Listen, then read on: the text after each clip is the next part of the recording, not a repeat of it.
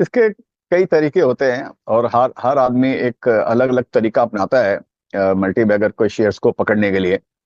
और मैं जो तरीका एक अपनाता हूँ, मैं ग्रोथ देखता हूँ कंपनी के कि ये कंपनी आगे 4-5 साल के अंदर में तेजी से ग्रो करेगी या नहीं करेगी। तो मैं ज्यादातर ऐसे शेयरों को लेना पसंद करता हूँ।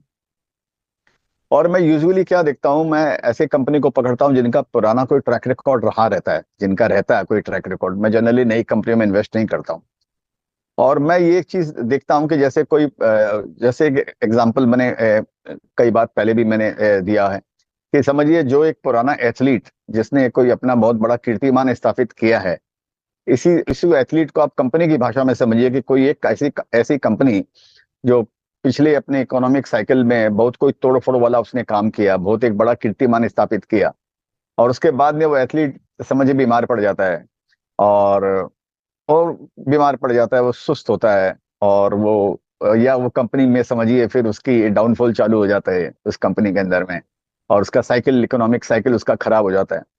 तो मैं ऐसे एथलीट को या ऐसे बीमार कंपनियों पर नजर टिका देता हूँ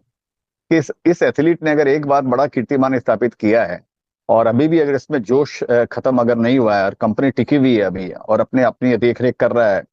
तो ये जो समझिए 10 साल उसने बहुत खराबी के निकाले, तो जब वो टर्न अराउंड होता है या जब वो समझिए बीमार एथलीट जब थोड़ा सा चलने फिरने की हालत में जब वापस आता है, तो मैं वैसे शेयर्स को खरीदता हूँ। और मेरे को लगता है कि शायद ये दोबारा वापस उससे बढ़िया कीर्तिमान स्थापित करेगा जो इसने अपने रिकॉर्ड को तोड़ेगा जो उसने पहले किया था। तो ये फॉर्मूला मैं कंपनियों के अंदर में लगाता हूँ